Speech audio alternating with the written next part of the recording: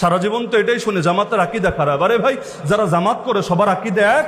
জামাতের মধ্যে সুন্নি নাই, জামাতের মধ্যে লামাযহাবী নাই, জামাতের মধ্যে কওমি দেওবন্দি নাই, জামাতের মধ্যে আজহারি মাদানি নাই, কি নাই? নাই কি? এমনকি জামাতে কৃষ্ণনন্দীও আছে, জামাতের মধ্যে কৃষ্ণনন্দীও আছে।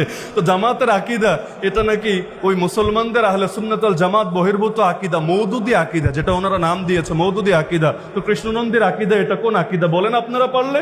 আরে ভাই, জামাত এটা সকলের জন্য একটা রাজনৈতিক প্ল্যাটফর্ম। জামাত সুন্নিকে বলবে না তোর আকীদা ছাড়, লামাযহাবীকে বলবে না তোর আকীদা ছাড়, আজহারি মাদানিকে বলবে না তোর আকীদা ছাড়, দেওবন্দি কওমিকে বলবে না তোর আকীদা ছাড়। হাজার হাজার কওমি এই জামাতে নাই নাকি একজনই শুধু? সবার রাগ যেভাবে একজনের উপর পড়ে মনে হয় না একজনই আছে, মনে হয় হাজার হাজার কওমি নাই।